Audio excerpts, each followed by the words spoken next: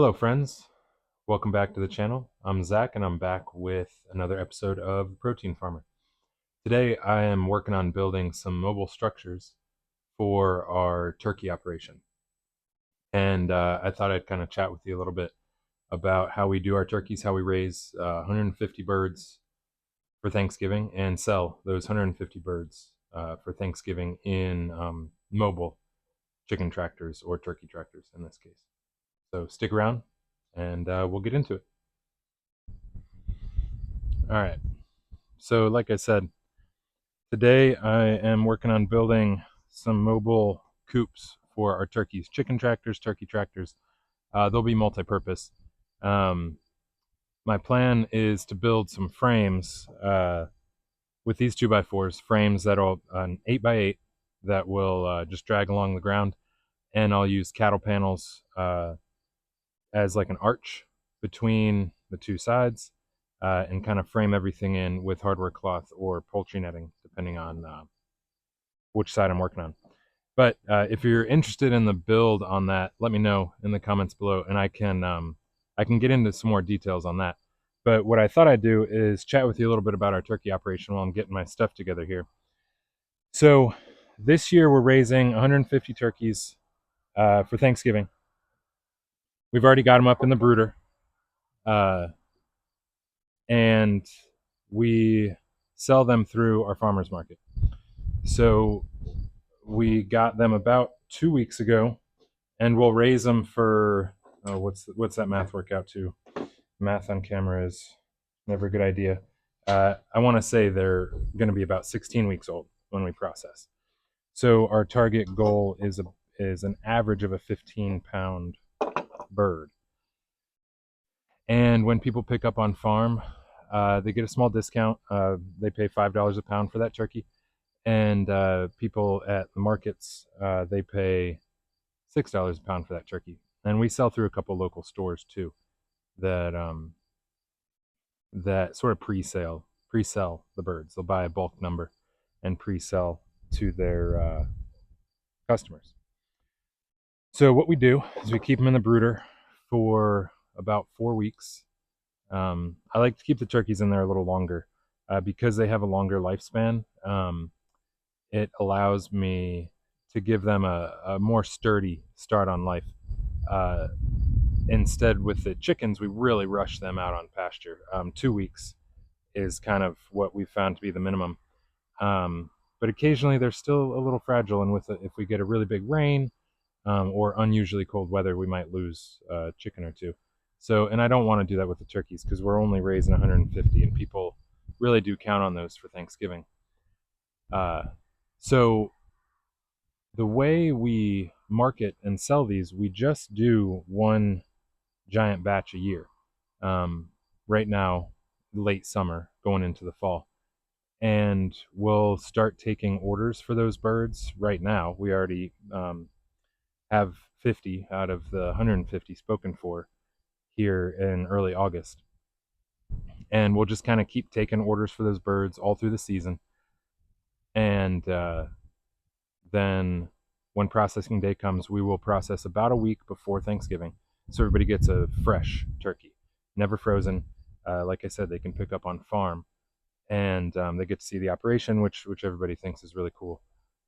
Or we will stick them all in a giant cooler in the back of a trailer and take them to our farmers market where people can pick up. Uh, and people do still love that, but I think mostly they love supporting a local farm and getting a fresh turkey right down the road from where they live, raised right down the road from where they live. So the way we raise them, like I said, they're in the coop, or excuse me, brooder for about a month, and then we'll move them out on pasture.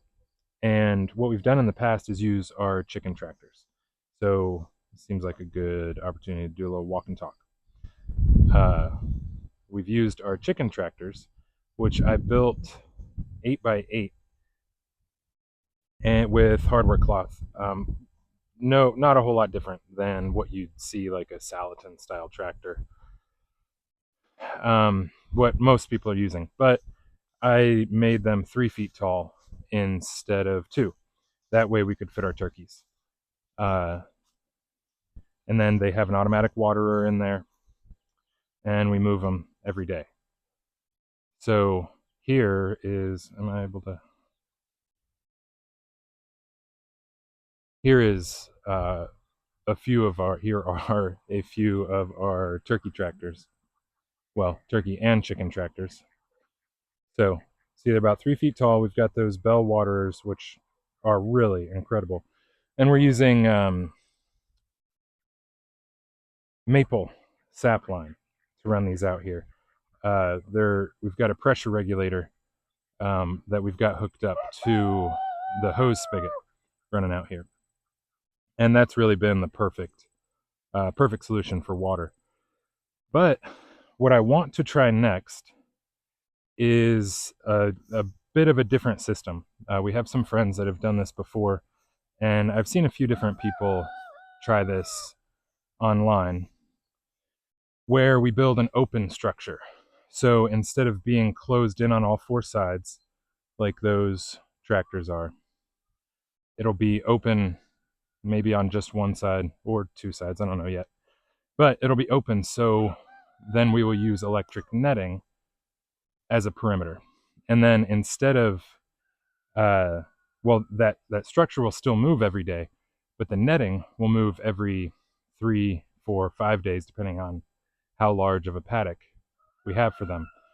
So like I was saying, we'll use these panels to make an archway but within our frame. And that will essentially be a shade structure and a structure for me to hang feeders and waterers, as well as a structure for them to get out of the weather when it's raining or cold, or even if they just need to get out of the sun. But then what that does is it gives the turkeys, and I will try this next year with chickens too, it'll give them a lot more room to forage. They'll have a lot more daily forage, and then within that paddock, they'll be able to stretch their legs a lot more. With this chicken tractor situation, the Cornish cross chickens, they're just fine in that 8x8 structure, but it does feel a little confining for a turkey. We only put 10 turkeys in that structure, which is not a lot, but turkeys, they like to move a little bit. So I am really interested to try this new setup. I also think it will ease things up for us a little bit, because within one large netted paddock, we'll be able to put about 30 or 40 turkeys instead of just 10 in a tractor. So that will mean fewer moving parts for us, even though it's still moving every day. Fewer moving parts, fewer moving structures, fewer waterers to take care of, but with more turkeys within each situation. So that's what I'm working on today. And I'm pretty hopeful for the new operation, or the new situation. So we'll see how that goes, and I'll just kind of keep you updated along the way. So that's what I'm working on right now. And before I finish this video, I thought I'd show you our brooder setup and all our little turkey chicks, turkey poults, baby turkeys. What do you call a baby turkey? I don't know. I should find that out. But here we go. So over the winter, I built this brooder in a shed we have. And let's see.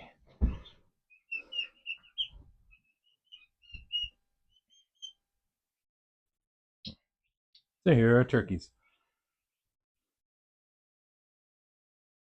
We've got a few feeders and waterers in here with them. They're still on heat lamps, although we are kind of tapering them off a little at a time. Keep this bedding fresh every couple days, and they're really, really starting to look like turkeys. When they first get here, they look just like a little chicken, all white and a fluffy little ball with a pretty short neck. But now they're really starting to grow. I don't know if you can see in that frame, we have a couple ducks in here too that we hatched earlier this season. But this year we've had some really, really good luck with our turkeys. In past years, we've had a lot of losses when the turkeys get here. Uh, Maybe it was our own fault with brooders. Baby birds have to be shipped through the mail from a hatchery. So a million things can happen in the mail. You know, it can just be too hot. Somebody doesn't know how to handle the birds and leaves them sitting out in the sun, or maybe thinks it's a good idea to put them in an air conditioned room for an extended period of time. Uh, we've had people try to feed the birds, which is a no-no, and give them water. So who knows? But this year, our hatchery has really been incredible, and our losses. We haven't actually lost a single turkey, which is insane. Last year, our losses were 25 or 30%. They were significant enough that we actually had to order more turkeys in order to make sure that we could meet the demand of our customers. So I am pretty excited about that. I think the brooder helps, but I do think our hatchery is really to credit for that. So this is the brooder setup. Also, those heat lamps you see are from Premier One. I forget what they call them, the Prima something or other. But those are worth the money. We had a barn fire over the winter. A cheapo Tractor Supply heat lamp fell from the ceiling, I guess. Well, we don't exactly know what happened, but it was definitely caused by a heat lamp. So my whole brooder burned down with about 20 chicks in it, in addition to everything that was in my shed attached to the brooder. So that was a pretty big loss for us. But that loss taught us about good heat lamps. So these heat lamps have a safety mechanism. So if they were to fall, or if something were to happen, there's a little switch in there. If they fall over or somehow turn sideways, they automatically turn off, which is pretty cool. But that is our turkey brooder setup. And like I said, they will be out on pasture here just in a couple more weeks. And that's when they really start growing. It is so cool to see them eat the grass every day.